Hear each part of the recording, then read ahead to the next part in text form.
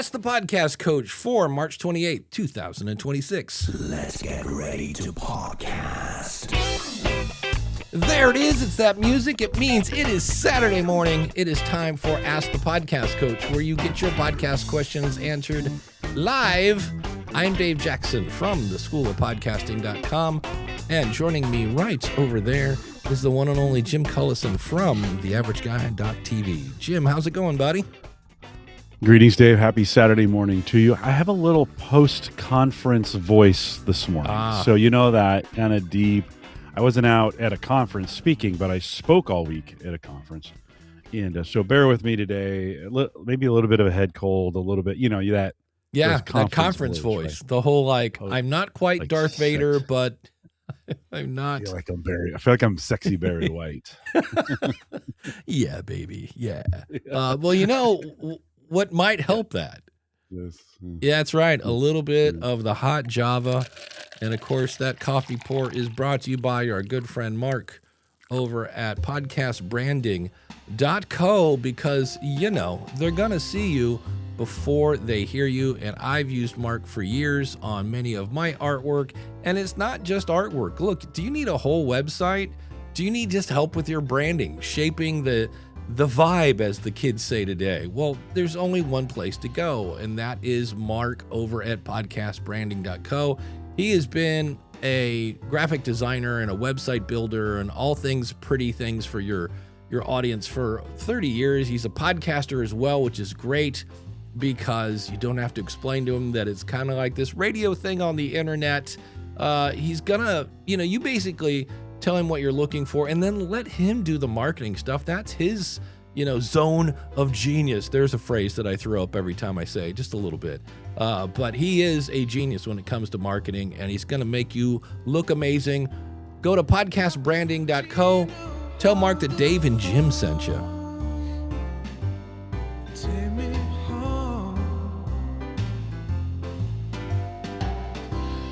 Uncle Marv says, don't you mean bar voice? Yeah, that's probably some of that too. Big thanks to our good friend Dan Lefebvre over there, based on a true story podcast.com. This week, I want to take you back to a classic Dragon, the Bruce Lee story. If there was ever a guy who had myths and legends invented about him in his hands, right? Wasn't there a myth that they were licensed lethal weapons and things like that? It's Bruce Lee. So check it out. This one goes back to 371. Matthew Polly is the guest. If you want to know, true or not, based on a true story, based on truestorypodcast.com. And as always, Dan, thanks for your sponsorship. Yeah, I am. That's always fun, going to a bar and you're trying to talk to. So what? Oh yeah. Do you like the band? I know. Listen, I was fortunate. This conference is not that kind of conference. One was 100% virtual. We do 2 sessions in the morning, so 9 a.m. Central, and then we take an hour break, and then 11 a.m. Central. And then we would, then go through the day. So you're done by noon, and then we kick it back off again at 9 p.m. for our friends in Asia.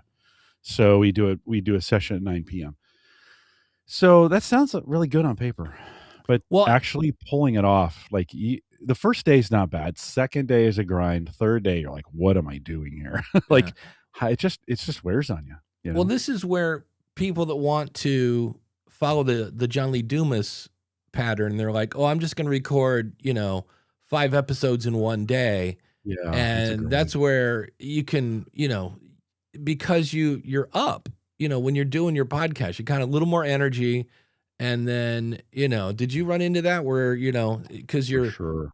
Yeah. You have an adrenaline hangover. This is the part, by lunch, I just had this incredible headache. And, it was just, my body was so flooded with adrenaline for so long, from basically 8 a.m. to noon in the mornings. That's just too long. Right. So I go walk around, I'd get up and walk around and go have lunch and, chat with people and kind of rest in the afternoon. But yeah, I definitely, if you're thinking of batch processing your podcast and you're getting up and then taking a break and coming down, and then you're getting back up and going back down. That's tough on your body, and you just don't realize it. You're like all of a sudden, oh man, this is killing me, And fortunately, I'd get home about 10:30. I'd be in bed by 11. I'd get up again at 6. So I was getting 7 hours of sleep, and I'm sleeping Right. pretty good, during those times. Of course, the night before you don't sleep because you're nervous about, Right. we had Yeah. 2,000 people showing up for the session, right? Virtual Jeez. session. And so you're a little, you're a little wound up. So you don't sleep great the night before. But it is, listen, podcasters, if I tell you one thing, one, health is super, super important because if you're going to do these kinds of things, I mean, I'm fortunate I'm in pretty good health right now. I'm in pretty good shape. I've been exercising and all those things. So you need that. If you're not, man, it just compounds the endurance that you might have. So take care of yourself, right? Make sure you're doing things to all weekend. This weekend is just rest. Like it's Palm Sunday here, and I'm like I'm not doing anything. And then next week I'm not doing anything. Yeah. Like I'm gonna take some downtime, go to bed early, couple nights. Well, that's it. It's funny you mentioned that because I just got my bike back from the shop. Every year I get it kind of tuned up. This year they just go. I'm glad they let me know this. They're like, "Do you know your brakes, like the little thing on your handlebars, like those are going to snap anytime soon?" And I'm like, "Well, it's been 10 years or whatever." And so I've just committed myself. I'm like, by the end of the summer, I will have at least 100 miles because I used to ride 100 miles a weekend. And that's back when I was skinny. And now that I'm not. And I'm just here to tell you, youngsters, if you're if you're overweight now and you're 30, start working on it now because weight loss does not get any easier. It gets harder, and it's science because you start to lose muscle. And so the thing that burns calories are your muscles. And so there's a part of me now that oh man, it's so hard to say. Now that I'm 61, there's a part of me that goes, oh, I should have listened to that voice in my 50s and my 40s that said, oh, I should. Well, in my 40s, I've never been super fit, but I was at least a lot skinnier than I am now. So get out there and exercise and do that whole 9 yards. So here we go. We got a fun question from the one and only John Germango. He says, here we go. I have a question. I have 2 Mac Minis. What's the best way to store and share files with both computers? iCloud, Google Drive, Dropbox, or the thing that I use, which is called iDrive. What do you use, Jim, to share stuff? Oh, I need to get my nerd on. Can you? I'm sorry. Play the Yes, music? let's do that. And now, oh, he's been waiting for this. It's time for Jim to get his nerd on.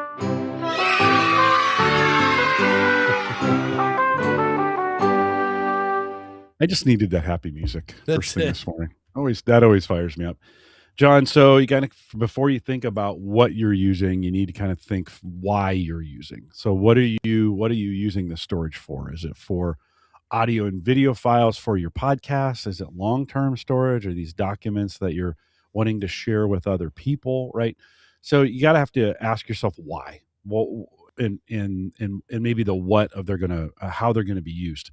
Then you can start nailing down some solutions. So, I mean, basically, if you want to keep storage local, which I always recommend, so if you're doing like in a typical podcast production, you're using one computer to do the production that has a current copy of that file, right, for use. But before you do any of that, you probably want to back that up to something locally, right? Because as you're doing these large video files or whatever, and this is the other thing to know, are the files going back and forth very often. The farther they have to go, the longer they're going to take. The bigger they are, the longer the process is going to be.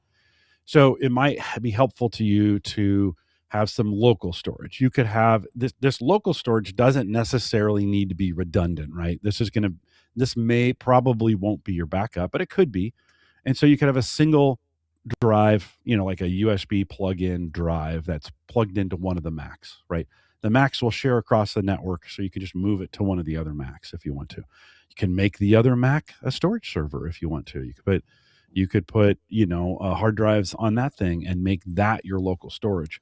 But so you've got a copy local, and then I like to keep a backup copy separate from the computer, separate from what I'm working on a second computer local in case something goes wrong with the file. Nobody's ever made a permanent edit to a file and can't get it back, right? So you keep the original somewhere else.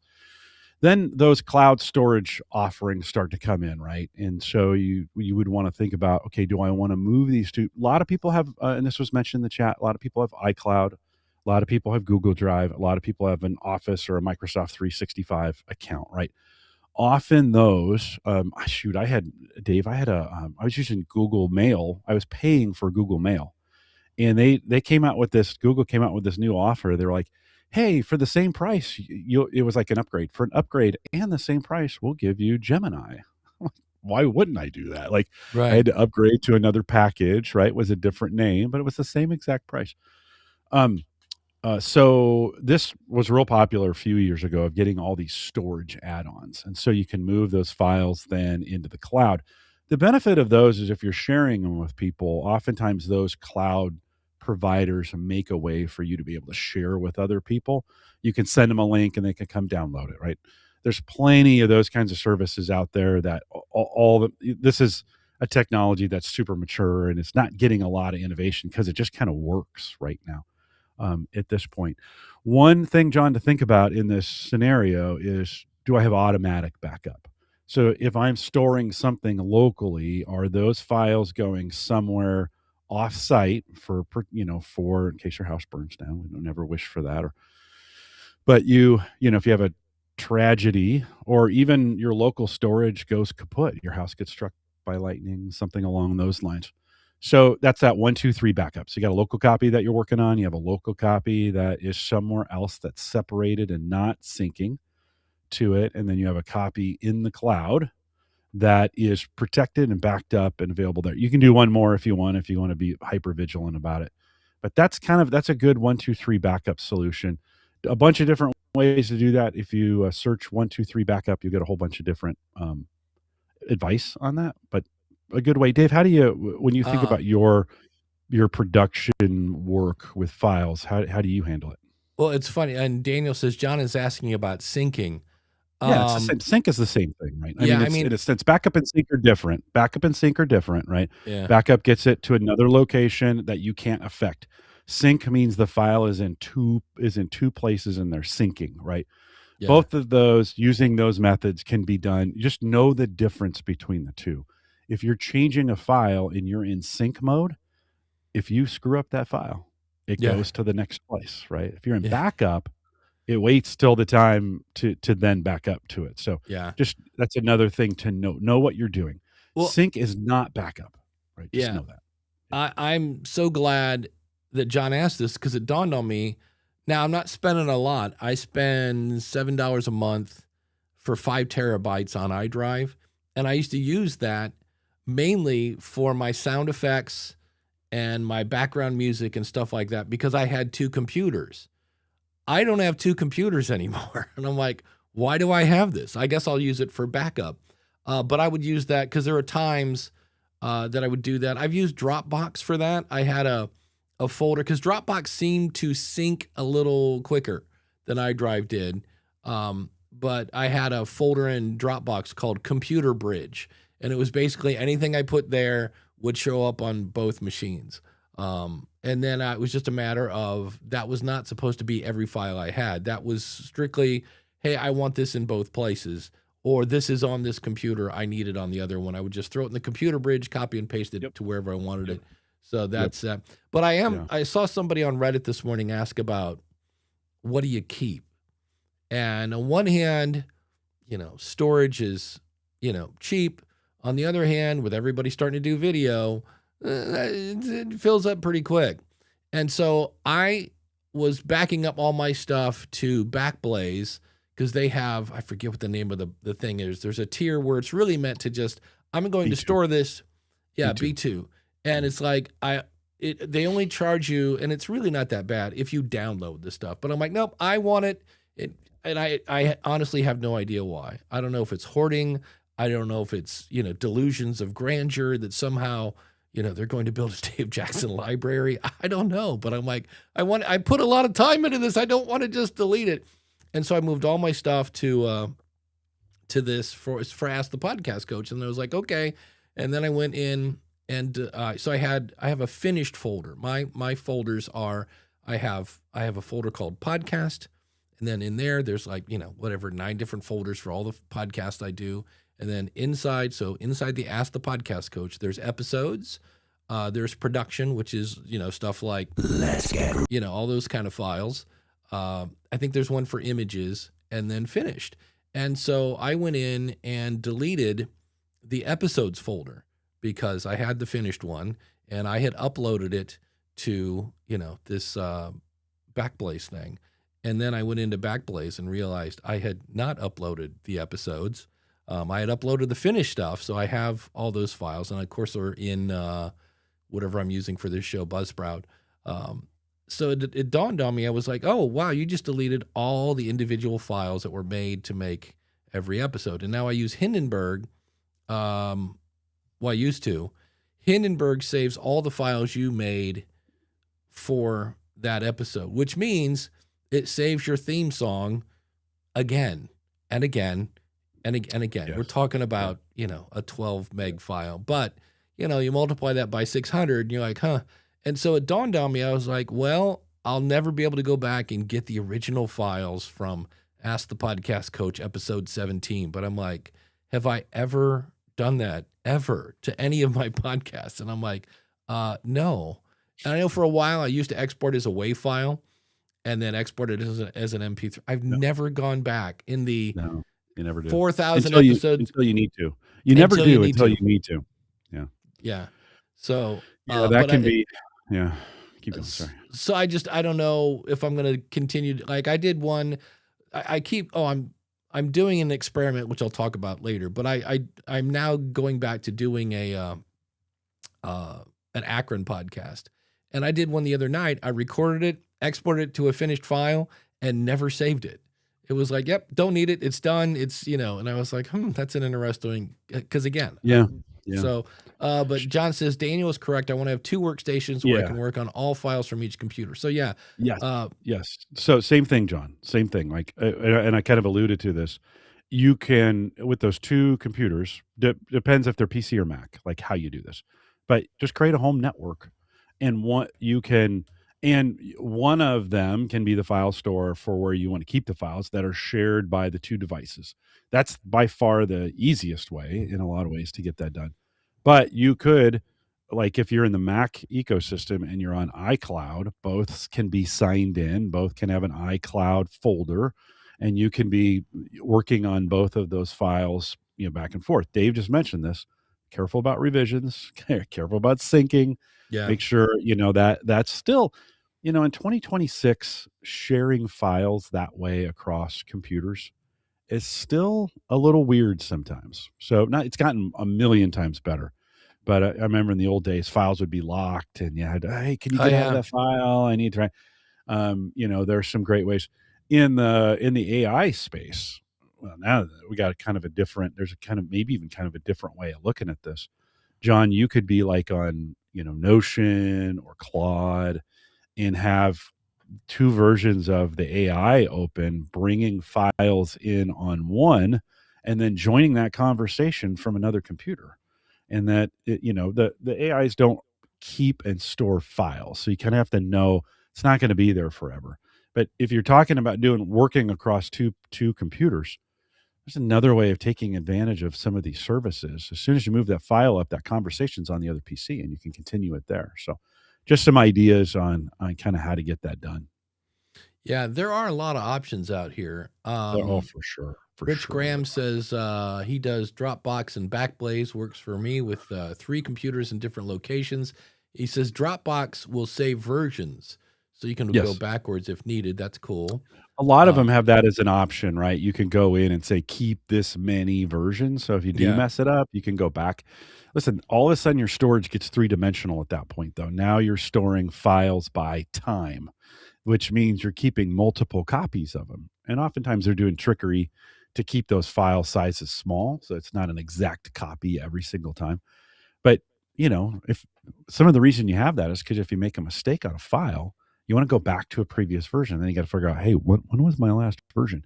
And if you're versioning too quickly, like this is the hard part. If you're versioning too quickly, you're like, how many versions back do I need to go to get to that original one? Or if you're not versioning often enough, it may not be there.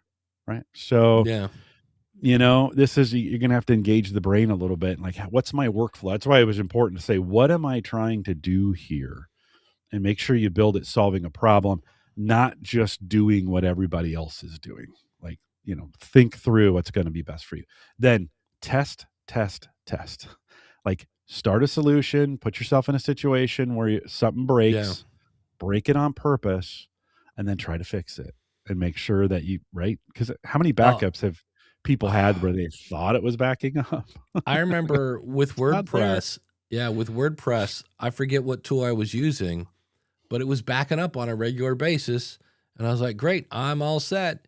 And I never went in and restored from my backup. And then I got the white screen of death and I went to restore and it went, gave me the sad trombone. And I was like, wait, but Yeah. I backed up. I Yeah. did the right. And it's like, yeah, but the restore function is really the most important part of a Yeah. backup.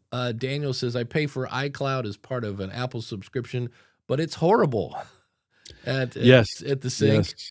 Yeah. He says, I've Yeah. tried Google Drive, but Dropbox still seems to be the best for me, though I haven't tried Yeah. much else. Like, I guess there's something called SugarSync, which Mhm. is, Mhm. sounds like a Yeah, nickname. 10 years ago, cloud-based storage was everything. I had created a Yeah. whole know it guide of all the different cloud-based providers that do this kind of stuff. And yes, your Microsoft, your Google, and your iDrive have sync issues. They may not pertain to you in your work in your use case. So Well, I always say try what you have access to first before you go buy something. yeah, yeah.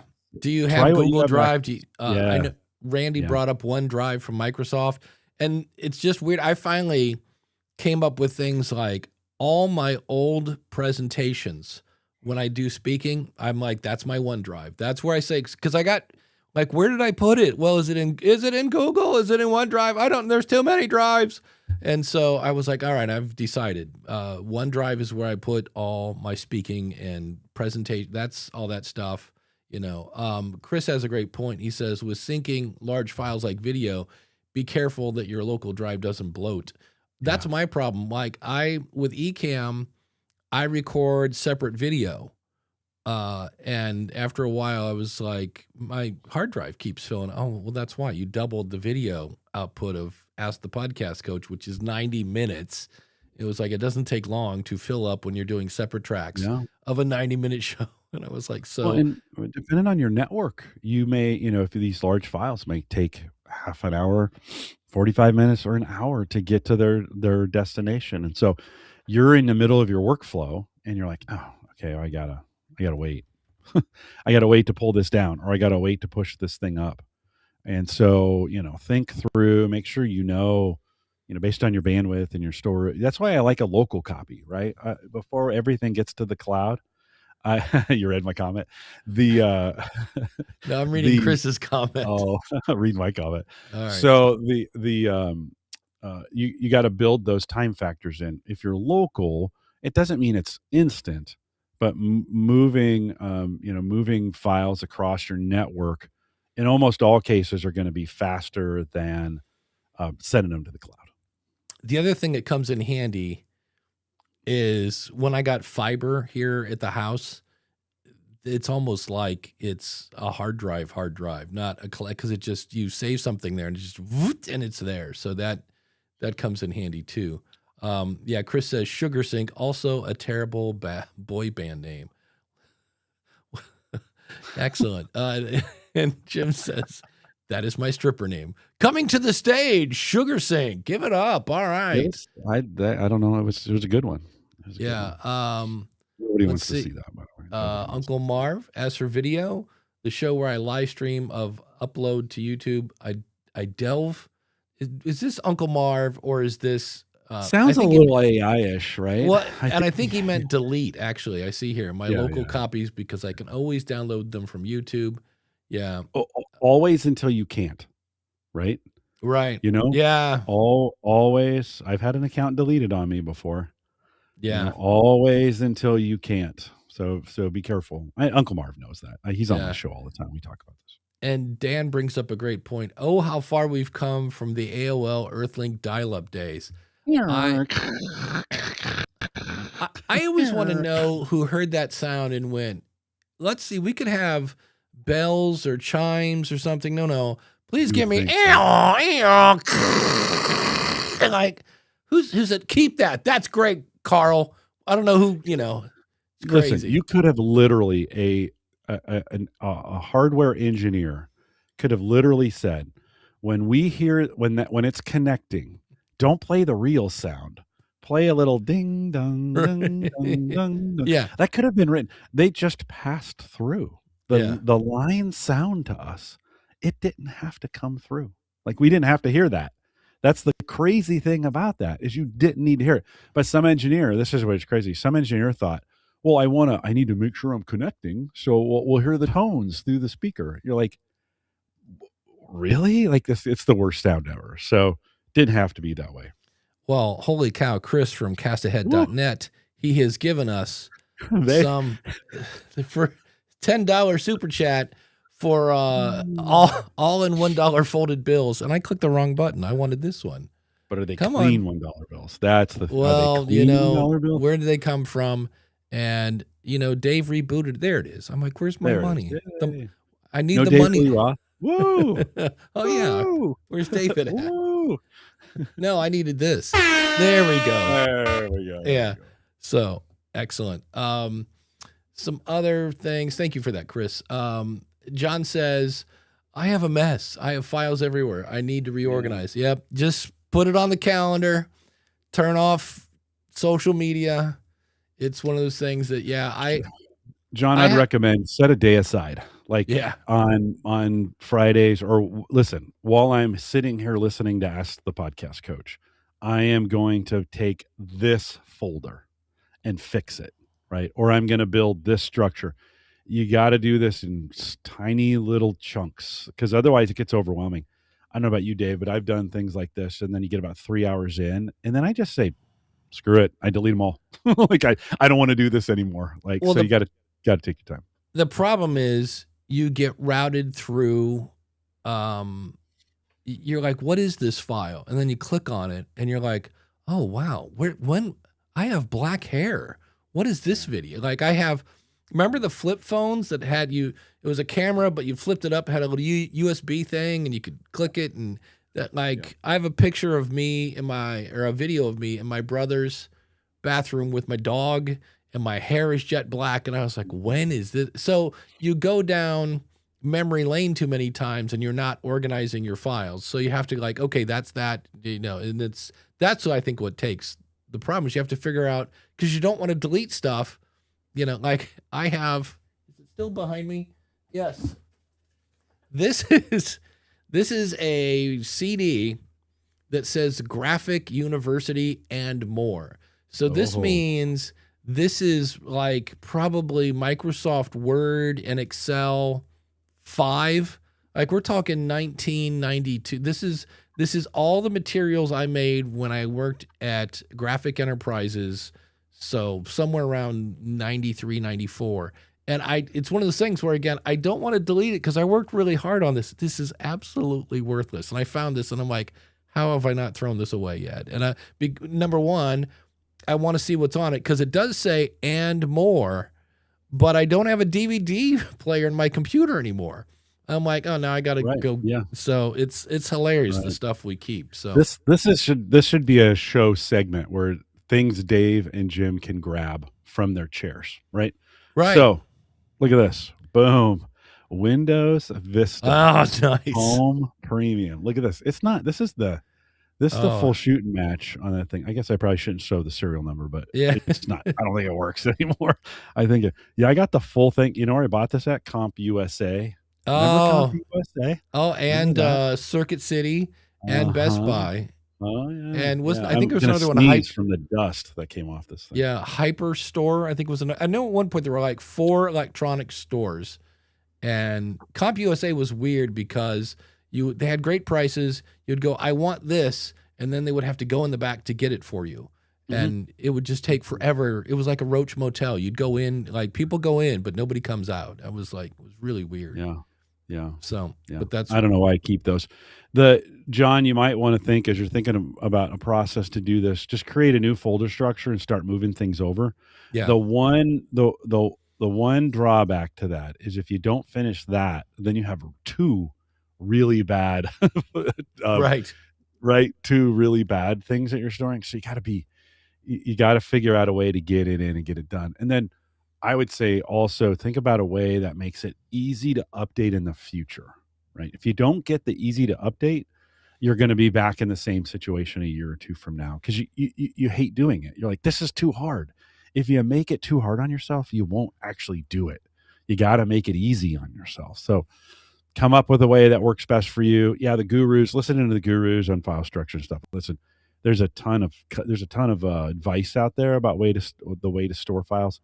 You store them the way that's easiest for you, my friend. Yeah. Don't let people tell you because I heard a guy, oh, it's really, really easy. I break it down by year and then by month and day, but then I got the topics and they cycle through the alphabetical. And then I use the Greek letters to decide what's going to be for some of this. And some of the things I store in Russian because that's the way things are, and you're like, Yeah.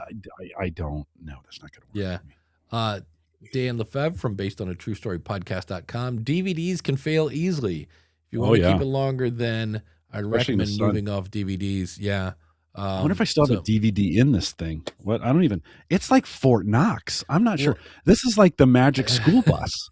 Like it shrinks down into, the door opens. I think the door opens. There And we John go. goes, isn't Vista the worst version of Windows ever? Very close. Yeah. Yeah. It's up there with Windows 8. Windows 8 was pretty bad. Yeah. What was the one where there was, obviously Windows 3.1, and then we went to Windows. And then there was that one that was really, maybe that was it. Maybe it was Windows Vista. No, Windows ME. Oh, that was some crap. Yeah. The Millennium Edition. Not the Millennial Edition, by the way. Not Millennial. Anyways, that was a joke. Yeah. The local Circuit City here is now an Ollie's bargain. Yeah, easy for me to say, bargain barn.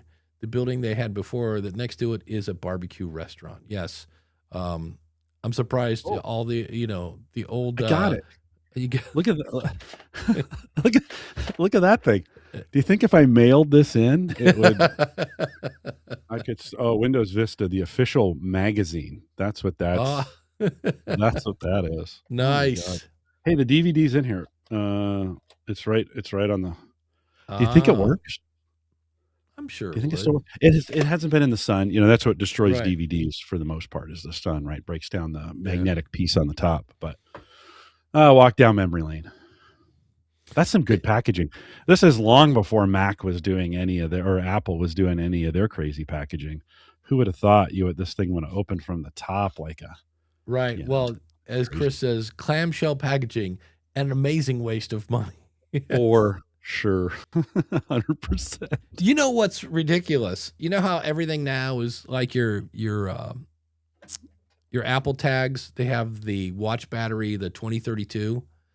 So I bought like a package of 4 of those, and I don't know why, but they don't really want you to get the battery out of this thing. I'm hacking with a steak knife, and I'm like, you just think, I'll just open this up, pull off the cardboard, and just push it out of the plastic. No, sorry. You've got to, call in the Marines and everybody else. I want this little silver thing out of the plastic thing. And then you start going, is it just me getting old? Is this me going, I don't know. I'm pretty sure they're using those as heat shields for the space shuttle underneath those little dots, right? I mean, they're impossible to penetrate. And you just can't. It is too, and you cut your finger almost every single time. It's so sharp, right? Yeah. You come out bleeding, and you're like, "I gave blood for this battery." Then you put the battery in, and it's always got the bloody fingerprint on the top. Exactly. Here we go. At least that DVD, Jim, is not 10 3.5 floppy. Oh, true. My first version of Office was 24 floppies. Yes. Insert next disc. It's crazy. Yeah, 3 hours. Just loading from the 3.5-inch floppy all night. Well, since we're kind of going down nostalgia row here, I'm going to put a link to this guy's YouTube channel. His name is Michael Girdley, and it's just fun. It's just fun to say Girdley.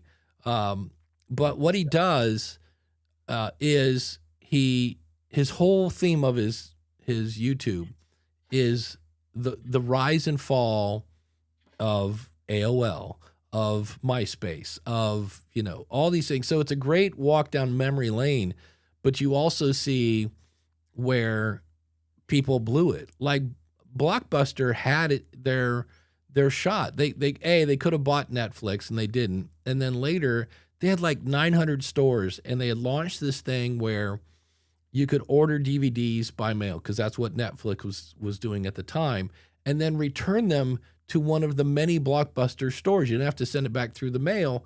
And they're like, that actually was working. And they kept going through CEOs like Socks. And the new CEO is like, yeah, we're not doing that anymore. And I'm like, oh, if they just moved forward with that, that would have really put some pressure. So it's really interesting seeing how companies, in some cases, what made them popular is what also, because they didn't evolve, was their downfall. Like Cracker Barrel was popular in like whenever they first opened because they were right next to some fairly, so we're not popular, but a freeway that had a lot of traffic on it. And people loved to drive. They were on road trips, and then they would love to go in and, see all the knickknacks and like, oh, look, they got a DVD of WKRP, and then you'd sit down and eat some rubber eggs and go to town. And it's interesting because they never really changed. They tried to do that thing with their logo, and that was a disaster. But it's a case where young kids now are not like, Daddy, will you take me to Cracker Barrel? And they're just explaining that it's a really cool channel. I don't know. It's one of those where the algorithm served it my way. And again, you got to love, I think it was Chris that calls him good old algorithm. Yeah. It's one of those things, Dave, where for a YouTube channel, he's actually doing everything wrong. Like his videos are not particularly engaging. It's not storytelling. I mean, it is storytelling, but he walks along these trails. I mean, he's like, hey, he's not showing you anything. He's just talking, holding the camera and walking as he's talking. Yeah. He's like, I really wanted to walk in the park today, but I'm going to go down into the gully. And so he walks down in the gully, and for 20 minutes, he tells you these stories. Yeah. Well researched, well spoken. I don't know if he's got notes, if he just memorizes it. Like some people are just really good at research and then telling a story. This is him. It would actually be a better podcast than it would be, an audio podcast, I think, than it is video. Yeah. But there's something about watching him. Here I am. Sammy comes down and she's like, Dad, what are you watching this guy walk through? What's he doing? I'm like, he's telling a story. And you're like, that's interesting. So he's not doing the right things from what YouTube would say. Oh, I mean, his thumbnails aren't particularly energetic. There's, he does pull like, well, he did the one on CompUSA since we were talking about them. And he brings the logo in, but it's just a picture of him walking with the logo, Yeah. Well, that's the part I thought was interesting is you can tell, because there are times when like, he's got a DJI lav on. So we know that he's got separate audio because it has to be cleaned up because you can see where the wind is going through the trees. You got people on bikes passing him, or whatever. So he's got all of that tuned out. They've used some sort of noise reduction to isolate the vocals. Because I'm like, why would you walk around to do this? It's weird.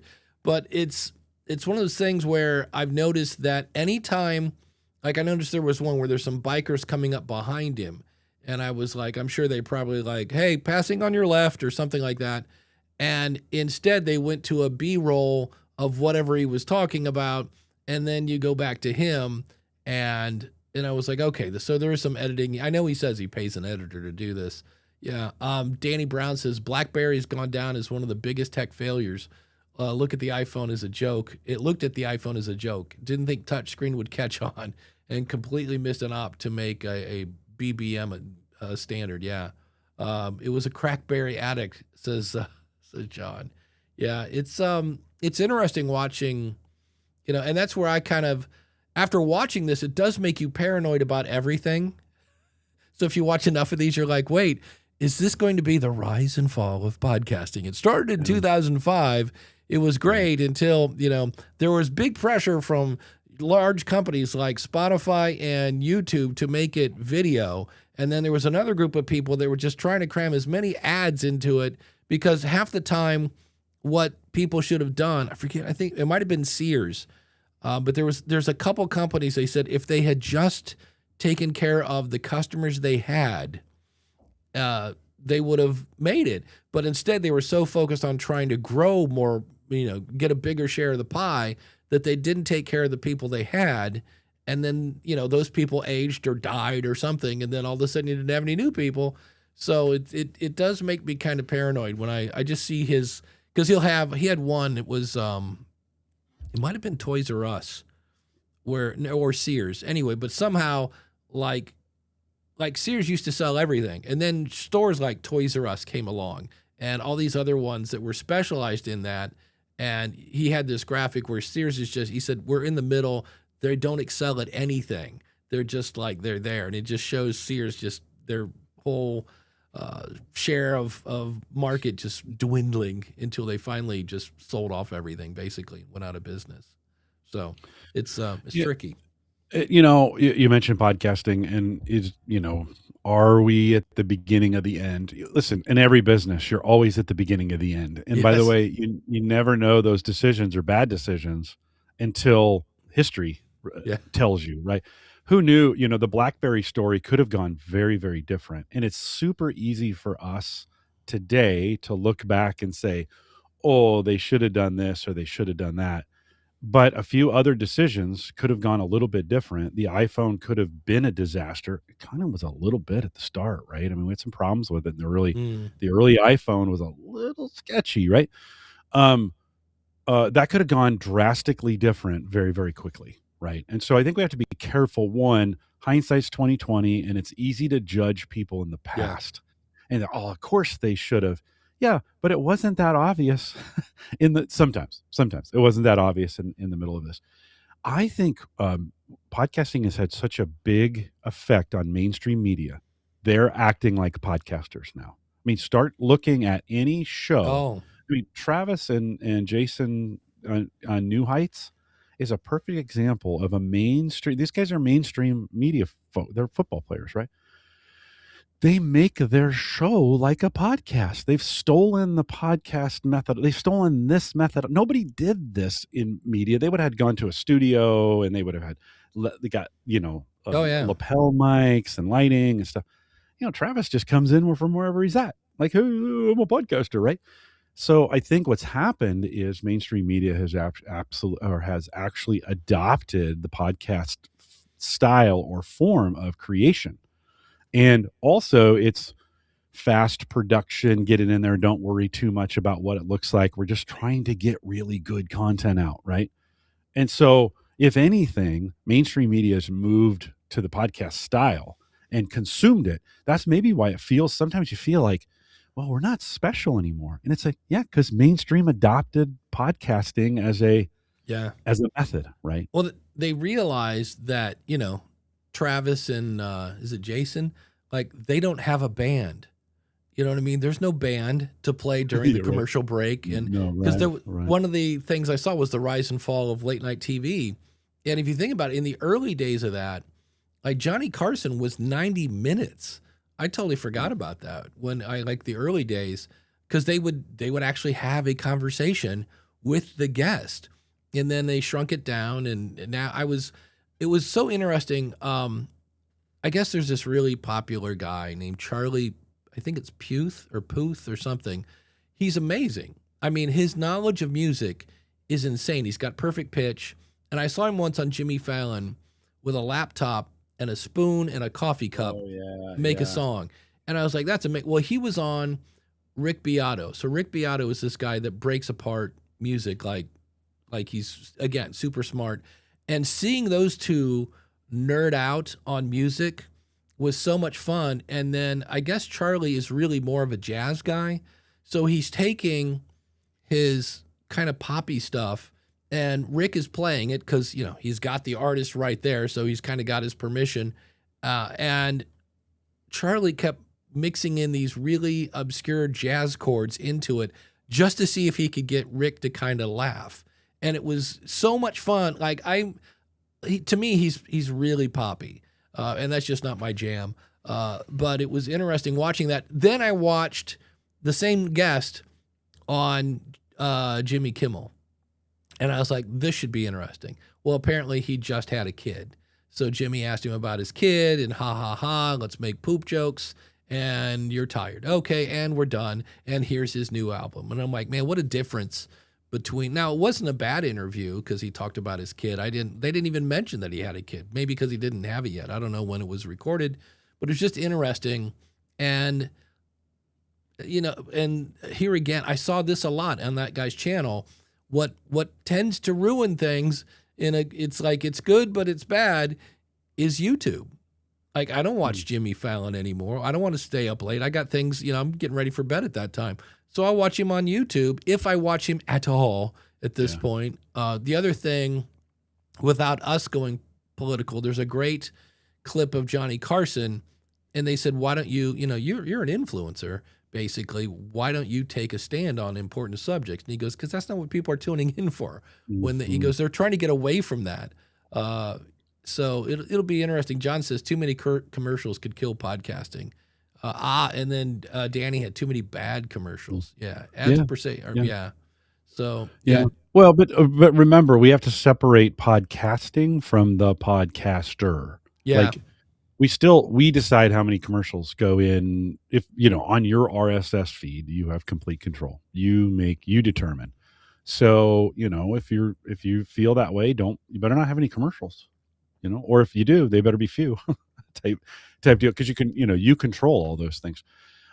It's certainly, listen, because it's an open format, there's plenty of content. Like we're never going to run into a time where people stop having so much available. People just move on to the next thing.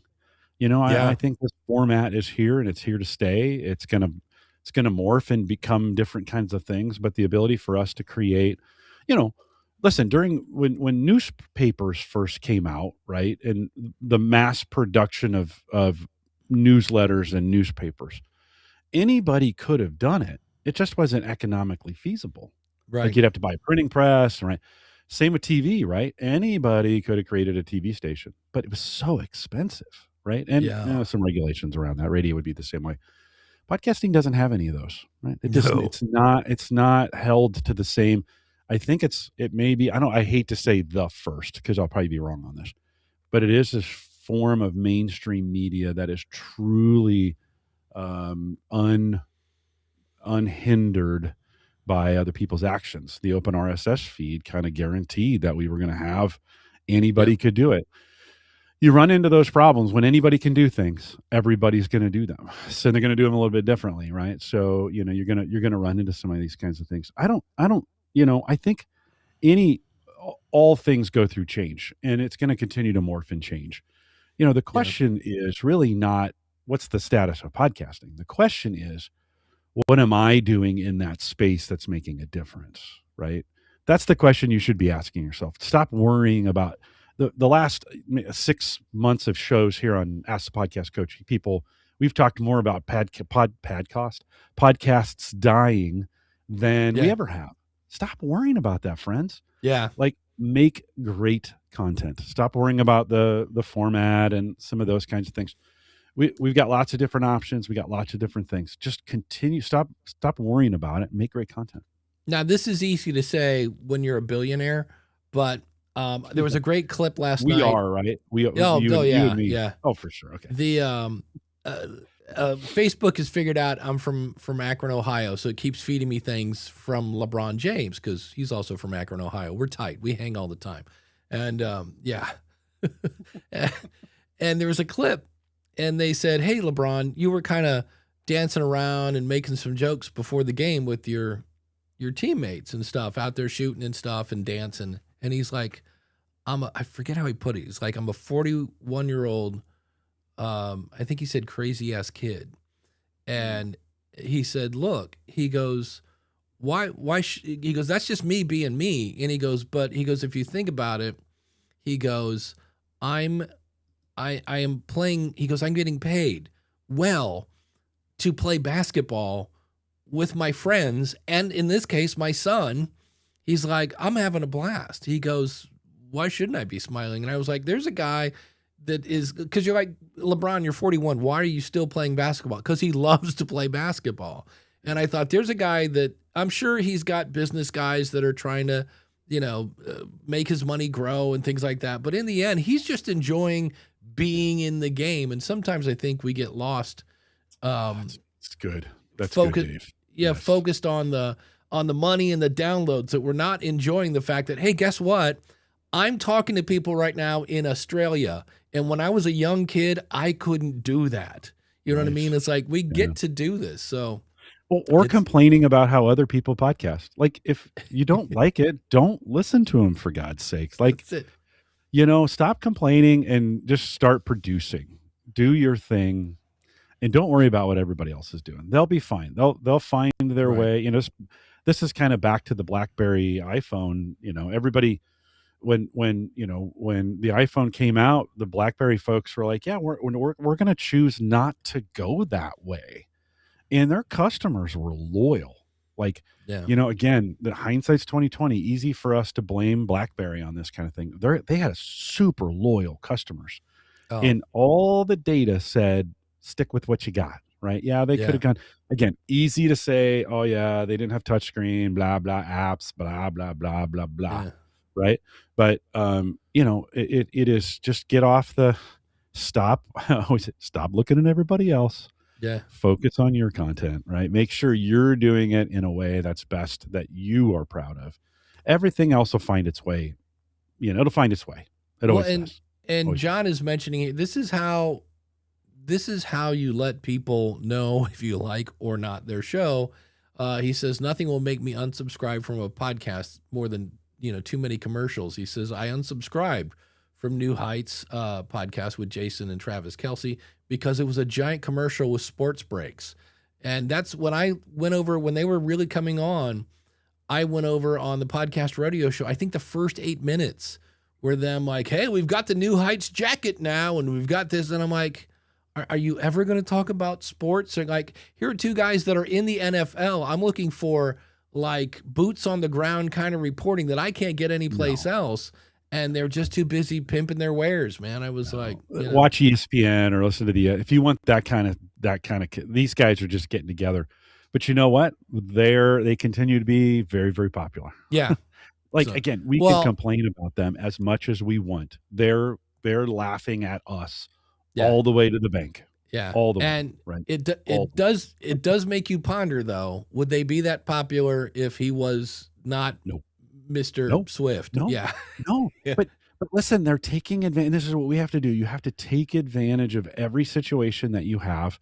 And if you gain some popularity, you better lean into that and take advantage of it, right? Yeah, exactly. That's what they're doing, friends. Like, this isn't going to last forever, right? I mean, New Heights these things don't stay around forever, right? It's gonna come and go. Even Rogan is getting a little long in the tooth, These things, he'll get tired of what he's doing. These things cycle around.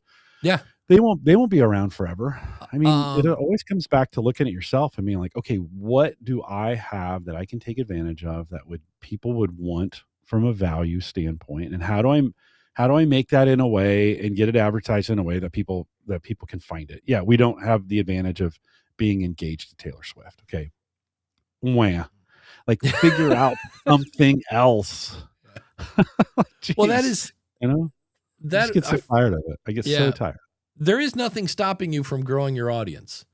That's always weird to say, because you're like, well, no, but it's hard. I didn't say it was easy, but there's nothing stopping you. I saw someone in Reddit this morning. They're like, I don't want to do social. Okay. Don't do social then. That will burn you out. There are other ways to grow your audience. Get your audience to come up with a game for your audience. Who can hang up the most flyers, or, who can share, there are all sorts of, like, just because, I was like, don't do things you don't like. Randy brings up Mark Maron stopped his show. Colin Gray has not stopped podcasting, from the podcast host. And, what was the name of his show? I want to say Podcraft, I think it was, if I remember right. And that show is still going on with Matthew, who I love Matthew because I don't know if it's Scottish or Irish, but it's like such a he's just the right level of like, I can't listen to Matthew on 1.2. It has to be 1.0 if I'm going to catch everything he says. And Colin he's got a golf podcast and a couple other things, and he's now more passionate as a guy who built up a company.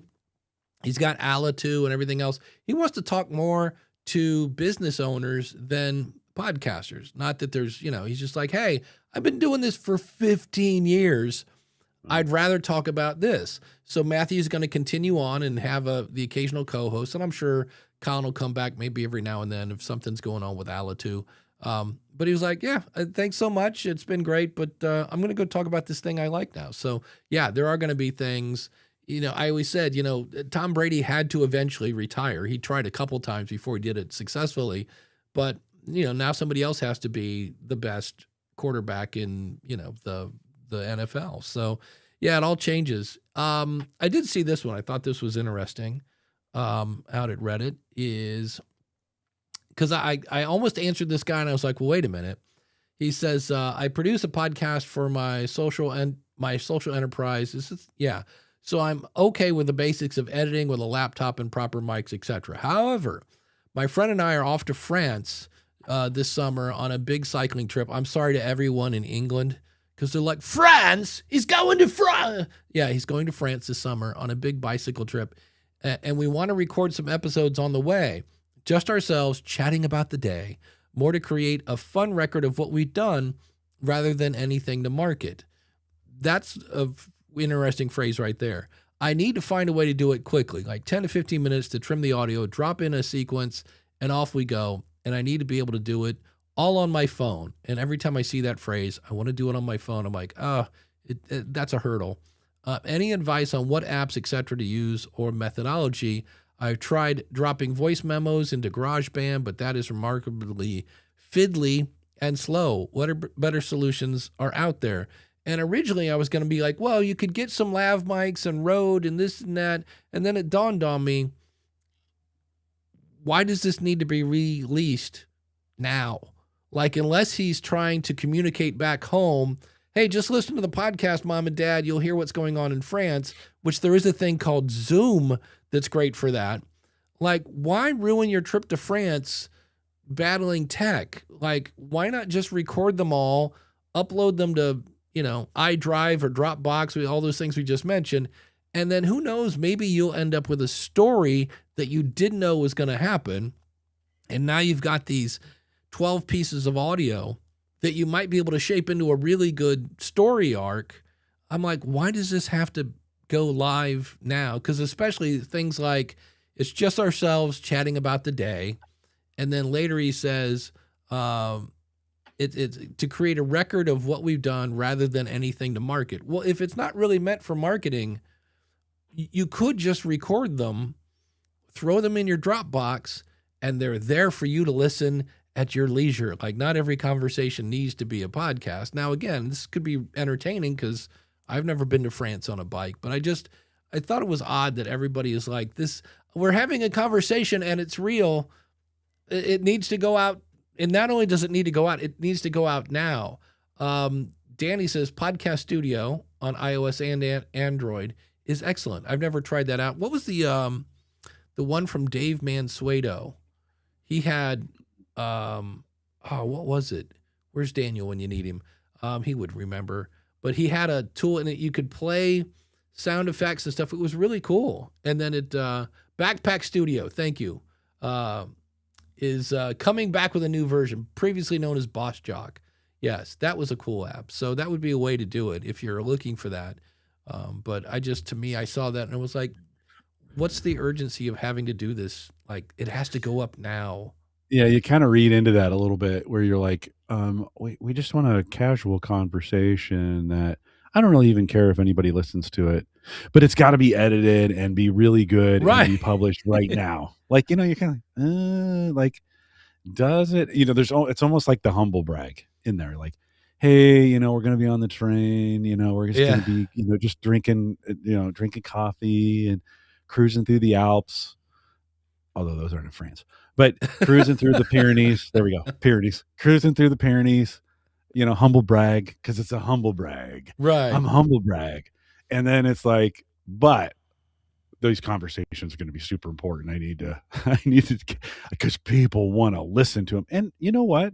When you have fans like that, and there are fans like that, right? There Right. are fans who they start listening to you for a while. They want to know. They've gotten in.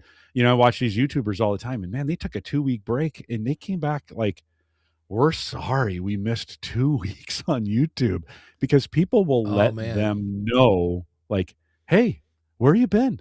I missed you. Where have you been? And it's just it's bonkers. So you never know. But I did sense a little humble brag in there. But I am going to France, and I Yeah, will be in the Pyrenees. that could And be. you know, Chris says I need to turn not every conversation needs to be a podcast into a t-shirt. yes. John says I have a friend who tells me not every phone conversation needs to be a podcast. Yes. Yeah. Exactly. Yeah. Yes. Let's And talk. trust me, when you're talking to your buddy, this happens all the time. You're talking Right. to your buddy, you're laughing, you're having Oh, a yeah. good time, and you're thinking, we ought to podcast together. Like I have a friend at work that I've gotten to know the last couple of years, and we just laugh and have the best time together. And I have to tell him all. He's like, man, maybe we should do. I'm like, no, this is only funny to us. Like, Right. no one else finds this funny. The inside jokes. I wonder how many inside jokes that we have here live don't translate to the recorded Oh, yeah. podcast, because people aren't here live, right? And so we do. We know the chat room really well. You guys are here all the time. I wonder how many inside jokes we have with our own chat room that don't translate to somebody outside of the show, that doesn't listen live, I guess is what I'm saying. Yeah. We'd have to be careful of that, because this could get very inbred, so to speak, where it's just a whole series of inside jokes with our friends in chat. Well, and last week, was nothing but Rockford Files references. No, for sure. We limited the audience to a very tight age demographic very fast. If we had any millennials listening last week, sorry. Yeah. And then I wonder how many Googled the Rockford Files. What was going on in my head all week? Na na na na na na na na na na. That's it. Yeah. Okay. So, So good. well, So speaking of a niche audience, now would be a good time, if I can find the button, to talk about these people, our awesome supporters. I don't know why people like where did the one I haven't said this one in a long time. Bourbon Barrel Podcasting. Jen down there in Kentucky. I am Salt Lake. Let's see. We talked about Matt Talk Online, our good buddy. Jason Bryan was in Cleveland, Ohio, and did not let me know. I was like, what? We could have gone up and go, because he said I'm within walking distance. I think it's Mabel's. It's this great place for whatchamacallit stuff. That kind brisket that's really, really good. So you can be an awesome supporter by going to askthepodcastcoach.com/awesome. And I don't know why this is always such a train wreck of a segment. I have to move. I'm trying to click things. Oh, you know what? I can use my keyboard. Jim. I don't have to use the mouse. Hallelujah. We're saved. We're also brought to you by the School of Podcasting. And now that that's owned by Podpage, that's right, you can get consulting during the day. How fun is that? There's coaching, there's community, there are courses, and you can use the coupon code COACH when you sign up. And don't forget, there comes with a 30-day money-back guarantee. And if you need some help with your podcast, you want some honest, constructive feedback, just check out podcasthotseat.com. You pick an episode for me to listen to. I check that out. I check out your website. You fill out a little form so I can kind of see, like, what the heck are you trying to do with your podcast?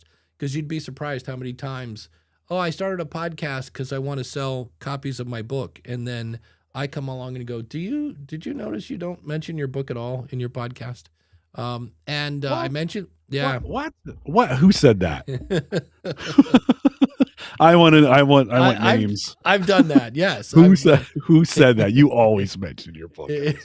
So, if you want to try Podpage, go over to trypodpage.com And if you need more Jim Cullison, and hey, who doesn't, just head on over to take your pick, homegadgetgeeks.com or theaverageguy.tv, and check out his show, Home Gadget Geeks.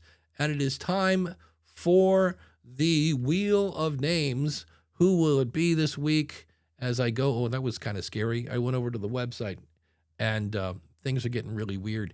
Jim, is it still very slow for you this week? No, what did you change something? Like I can see it. The only thing I did was I rebooted my machine this morning just to make sure. Maybe that's it. Yeah, it looks great. Looks great. So will it be Max? Will it be Ralph over at Financially Confident Christian, or Craig over at AI Goes to College, or Greg at Indie Drop-In? Well, we're going to spin the wheel and find out. I was drinking tea this week from Jody Krangle's audio branding mug, and it's the ladies from Keep the Flame Alive podcast. So if you are into the Olympics, these ladies love the Olympics, and you can go over, and they have this is one of those where you don't realize that you are the media, and so congrats to them, and thanks as always for being an awesome supporter. We deeply appreciate that. And if you find this show has saved you time, maybe we saved you money, maybe we saved you headaches, maybe we keep you educated, maybe we just have a weird mental picture of Jim Cullison on a swinger pole, coming to the stage. Now, please, I have to say, don't do that this week. Okay, don't do that, Dave. Don't do that this week. I need some. If it was legal, I'd play some girls right now. It was a joke. It was a joke, friends. It was a joke. You can become an awesome supporter by going to askthepodcastcoach.com/awesome. Or if you're watching this in an app that does chapters, there's a link right there you can click. So that's always fun. I do like what you've been doing with the AI art for this show lately. And last week or maybe it was 2 weeks ago, you were announcing the acquisition. Yeah. I was there in the blue shirt, because that's the only picture you have of me is in the blue shirt, and I still had my lanyard on, because the AI picked up the lanyard. I was like, Dave, you probably could have said remove the lanyard, and it was actually a really good. It was good on album art. I was like, oh, this is cool. Yeah, I used so yeah, we'll see what AI can come up this week. Maybe load a few more pictures of me in there. So I need more. So it's interesting, and I think it was last week was the one. It took me like 6 or 7 tries to get one that was like, but on the other hand, I didn't have to do anything. So that's the best part. It just kind of. Well, you did some prompt engineering, right, and you approved when it came out. I mean, you did do a little bit of work. It's creativity, I think. And you know what? Listen, I've had a lot of negativity on YouTube thumbnails. I don't understand why. But you know what? Well, now maybe it's because I was in the picture, but I was a little more engaged as you were putting those pictures out. I saw one 3 weeks ago, and then it's like the next week I saw it again. Oh, so last week I was like, oh, I can't wait to see what Dave comes up with this week. You're building Listen, I'm on the show, and you're building my engagement on the anticipation of like, what's it going to look like? What's Dave going to use? And there's some brand recognition to it. So maybe you're turning me into a YouTube thumbnail believer. I wonder I think there's a way that I can set YouTube. So obviously it's live now, but the minute we're not live, I wish there was a way that would go to like unpublished, so that, which is kind of dumb now, I think, because it takes me, I don't know, an hour or two to get the show ready to where I'm actually, I'm making artwork now, and I'll make the one for the thumbnail, and I'll make the I'd one leave for it that. out there. And, I just leave it out there. Yeah, because this is one of those things that people obsess over, and I'm like, I don't think 100,000 people are checking the YouTube channel, So that's it's funny how people obsess over stuff like that. We have I saw this, and speaking of things people obsess over, he goes, I'm a Libsyn user. Have you seen a change in the release time in Apple due to daylight savings? And he points out that, on February 26th, before daylight savings in the feed, it had a publish date at 10:30 a.m. And now in March, after daylight savings, the feed, it says it published at 11:30. Oh my gosh. And I'm like, yeah, that's what it's showing. But, and we ran into, I've seen this at Podpage, people obsess over the time on their website. And I don't quite understand why. Like, oh, that's the reason you're not getting downloads or views, is because the time is off by 59 minutes. I'm like, it's kind of weird. Yeah. John says, speaking of AI images, he says, my audience is amazing. Whatever story we are discussing, they, in real time, make an AI image of Kate and I in the story. It's horrifying and very funny. So it can be very strange. Here's a fun question that I'm sure we've talked about this in the past, but it's a good one to bring back. And that is, what do you do when you don't love the interview you recorded? Just as the name suggests, I did an interview a few days ago, and it was fine, not great. I really wanted to share her story in a way that was more relatable to the audience. She did it a bit, but kept shifting away and talking about things completely unrelated to the purpose of the show, so I had to keep bringing her back. Also, I didn't feel like there was a great energy in the conversation. Her tone seemed slow and a bit boring to me, and as a result, I think mine lacked energy and excitement too, which I know is something I should have been better about. Yeah, sometimes if you become more hyper, they will start to reflect your energy instead of letting her bring it down. I know it's my show, and at the end of the day, I can choose not to use it, but the people-pleasing side of me feels guilty. Part of me thinks I should release it because it's not terrible, and it's only one episode, but I also don't know if I want it reflecting my brand. How do others handle this type of situation? Well, this is where I get weird, and I blame you. I'm like, anytime I do a bad interview, I'm like, yep, somebody didn't do enough research, because you get surprised when you're like, oh, I thought we were going to talk about this, and you had told me you could talk about this, and then when we go to talk about this, you drop a big, turd on me, and I'm like, okay, well, what are we going to talk about now? And that's why, especially for me, if I'm interviewing somebody I don't know personally, I always say, hey, just so you know, coming in, I reserve the right to not publish the episode in the event I don't feel it delivers value. And I've only had one person say, how dare you? And so, I mean, I've had some interviews that were better than others, but I've usually, and I tend to fall into her where, I did take up an hour and 10 minutes of their time. I kind of feel like I owe it to them, but I have had one guy that I said, I'm not releasing that. And he was not happy, and then pitched me so hard to be one of his clients. And I was like, oh, I see why you wanted to be on my show. It wasn't to deliver value to my audience. You wanted, you're one of these people that, so that was, have you ever had an interview that you didn't publish, Jim? Oh yeah. Yeah. And I've asked, maybe once, maybe twice. I've done an interview, and then we got done. I said, you can't use any of that. I just was like, no, I'm not comfortable. This is maybe a situation where I didn't do my homework on the interviewer, right? And got into the interview and was like, yeah, I need to approve this before you put it out. And then on one of them, I was like, yeah, at the end of the interview, I was like, I don't think we should use this content. I'm not comfortable with where we went and some of those kinds of things. So yeah, I haven't done many that way. Yes, I'm really fortunate, both at work and on Home Gadget Geeks, I have real pro guests. So I just don't, the odds go way down on that. But yeah, I've had situations where you're like, yeah, we're just not gonna use it. Sorry. It's really hard. You get people, especially some guests, who are so looking forward to, seeing themselves out there, and they were really excited to be on. And then you got to say, yeah, no, it's hard. It's hard to do that.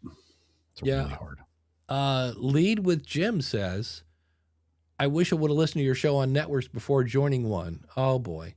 Now trying to figure out how to leave it or a workaround. They put too many ads on my show, and I'm not happy about it. Yeah, it's tricky. There's a great book, since we're doing rip off the Band-Aid. The sooner the better. Yeah. Like, don't just do the hard stuff.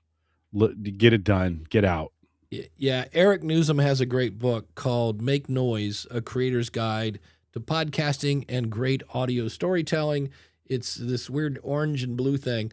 But one of my favorite takeaways, in fact, I feel a piece of paper in here. I bet this is to that same part because he has a great thing on networks. And he says, in fact, I see a highlighted part here. This is one of those books where the whole thing is highlighted. But he says, networks don't make small shows big. They make big shows bigger.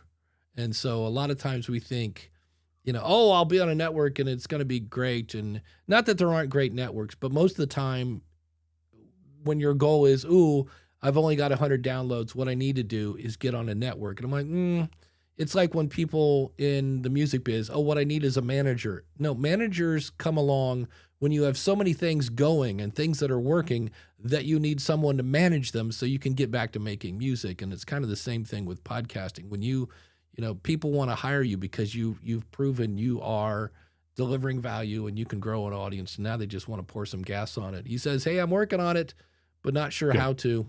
Just rip it off, rip the Band-Aid off. Yeah, right? I would. If you have certainly if you have legal, things that you've got to take care of there. I'm not a lawyer, and neither is Dave, and we don't pretend to be lawyers. But so make sure you check into that. But I'd say the sooner the better. If this is just a gentleman's agreement, or if you've got, I just get out as soon as possible, and I would just have that conversation with whoever's leading this and say, friend, this isn't working for me, and I'm going to need to bow out. Yeah. And you just it's hard. Yes, it's hard to do that. You just got to do. Yeah, the sooner the better.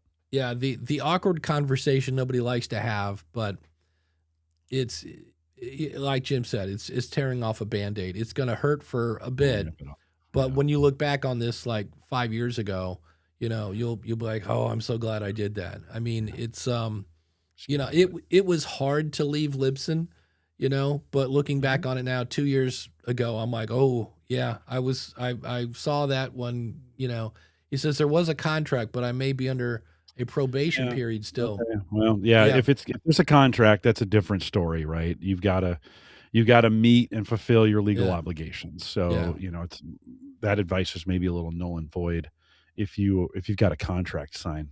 Yeah. You may need to get some legal counsel. Yeah. Uncle Marv talking about bad interviews. He said, I've stopped a show one time and the guests thanked me because they felt it. We reset, rescheduled another show, and the second take was a great show. Yeah.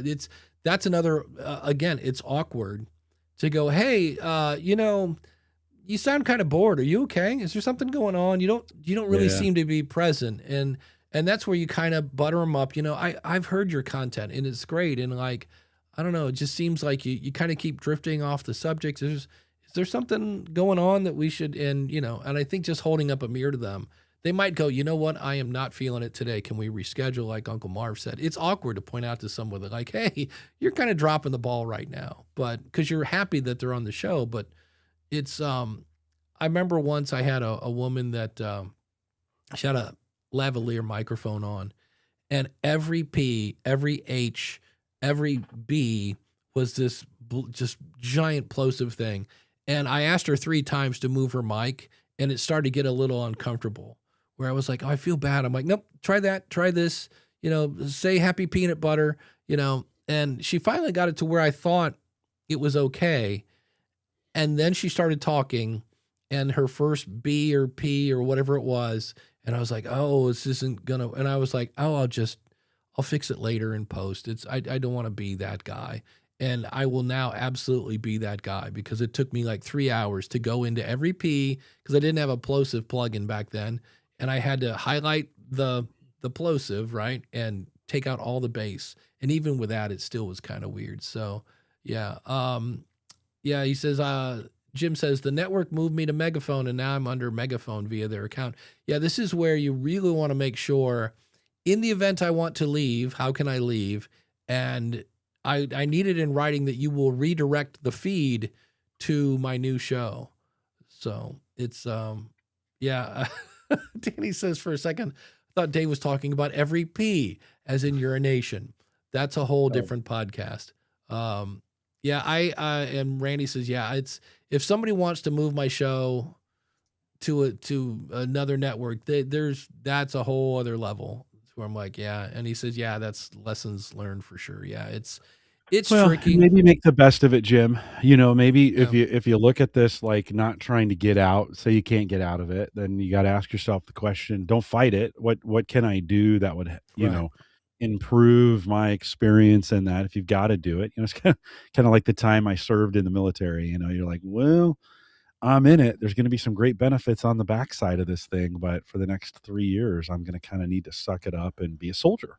Yeah. And there, Jim, there may be a situation you just gotta pour into it a little bit and make the best of it. And if you can make the best of it and take advantage of some of the things that network is doing.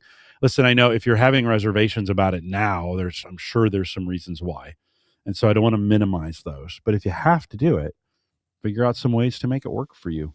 Yeah, I know when Jordan Harbinger was on podcast one of the advantages he got was access to other people on that network. And so he got to, kind of, I think it was Adam Carolla, a couple other, I know he interviewed Kelsey Grammer. So it was like, there are benefits there. In theory, there should be benefits of joining the network. Find out what those are and use those while you're there. And if they aren't, then like Jim said, you're like, well, I guess I'm going to suck it up for a bit. Yeah. And then you live and you learn. Yeah, there's been a lot of media folks who've gotten into a bad situation because they got a manager, right? They got into or because they didn't have a manager, they got themselves into a bad contract situation. Yeah. Sammy and I were just talking about this. Imagine the Friends theme song, Oh yeah. you know that as soon as I say that, right? You know that, right? Yes. Yeah. I said, I wonder if that got sold because nobody knew Friends. I wonder if that Right. song got sold as like a one-time Oh, $10,000, or was there some residual? But you don't know. right. You don't. Some of these bands, I think REM actually got asked to do that song, not that song. They wanted to Right. use one of REM songs, and REM said no. Well, of course, because they're artists, man. Meanwhile, the Bare Naked Ladies get paid every time the Big Bang Theory, and that was just total luck. Whoever the lead singer of the Big Bang of Bare Naked Ladies was at some place that was kind of sciency, and he started rapping about the beginning of time. And if you've ever listened to that show, blah blah blah. And apparently, one of the showrunners was like, "That was great. Can you turn that into a song?" And they did, and they got. So that's, and they're Yeah, you now never know. associated. Yeah. know. Craig says, as an editor from Inglea's podcast, I get that a lot. For the life of me, I don't understand why hosts don't stop the interview to correct the audio for the sake of the listener. Yeah, that was a mistake, kind of like Jim was talking about. That's a mistake I made, and I learned from it, and I will do it. So, it's Jim is saying it's called The Unshakable Life. I don't know which one, Friends or No, that's his podcast. That's in response to. Yeah, they were. I think Craig was trying to find it and couldn't. So, but that's Jim's podcast, The Unshakable Life. There you go. Excellent. Well, Jim, you know how we always talk about how it doesn't matter what you're using for remote interviews. Like, you're probably going to always have problems, except there's always one that always seems to be rock solid, and that would be what? The one that if all else fails, I don't know where you're going with this. Sorry. Okay. I probably ruined it. I'm sure I just ruined that moment. Yeah, no, the Zoom, right? When in doubt, hey, it may not be the best audio, but Zoom is rock solid. Well, and I always say that, it seems like every remote service always has a problem. Well, guess what? Zoom is now on that list. This guy said, well, that's it. I officially hate Zoom. I've been getting the 5003 error message for the last week and a half. Has anyone tried Google Meet for audio only, which the group said no, because there's no separate tracks, or is that trash too? And this is where, for me, that's why I like using, if I'm on a budget, I'm using the Zoom PodTrack P4 Next, right? Because this is $200 and I got a great audio backup. Or, if you got it, the Rodecaster Pro Duo. But I was surprised to see somebody complain about Zoom, which I would then say, have you checked to make sure you're on the latest, update of Zoom or whatever? So it's so Zoom is now on the list of things that occasionally do not work. You know what? These kinds of services, I always hesitate because, think about how many millions of people use Zoom every day. Yeah, And then, for one person to get one error, I mean, to me, it's not like that's, you start kind of questioning, like, okay, what did you change? It's not like the whole world is getting errors. I used Zoom all week and it was just fine. I just, listen, I understand the internet culture. We're terrible at this, where we have one bad experience and all of a sudden I yeah. can't ever go back to it ever. Friend, you're never going to stay on anything for any length of time if you bolt the first time you have problems with them, right? This is not going to happen. So the internet, this is part of the internet culture that just drives me nuts. Like, okay, you're having a bad experience. Let's get back to what's the problem? Is it something local? Right. Do you have something? We were trouble all week during this conference. We were running down a problem with one of I our bet. hosts, and we could not figure it out. And all of a sudden, he changes from Chrome to Edge, and it just works. And we're like, that shouldn't be. And then the next morning on Edge, it didn't work, right? And it's easy to blame the platform, but everybody else was great. So Well, that's it. like, And anyways. Randy, being the geek he is, has looked it up. A Zoom error code of 5003 indicates a connection failure between your device and Zoom servers, often caused by a firewall or proxy Yeah. restrictions. So Yeah. that might have been one where you're like, have you rebooted your computer yet? Have you for checked sure. your internet? Yeah, in terms of remote recalling, Randy says the Call Me service from Rodecaster is working good for him. Now, again, that's just audio only. And it always seems like the people that are complaining are the people that are using video. And I know there are plenty of people that love Riverside, and then I know people that hate it. John wants to know, has anyone tried Adobe Podcast? And there's also, I mentioned earlier, Colin Gray Alitu. I didn't realize they had a remote recording tool built into that. So I was like, but I'd like to see what Adobe's up to, because, just besides being somewhat expensive, their stuff usually works, well, there he is. Randy says Adobe Podcast is okay, but I feel like I got better results with Auphonic. Yeah, because they have their, a lot of people use their Adobe Enhance, but they have an actual multi-track recorder in the cloud with remote, and I think it has video as well. Yeah, and then Randy says a lot of folks are trying to do video without the bandwidth to support it. That could be. Could be. Uncle Marv, do you have one of the routers that the U.S. is going to ban? Oh, yeah. There's. Have you heard about that?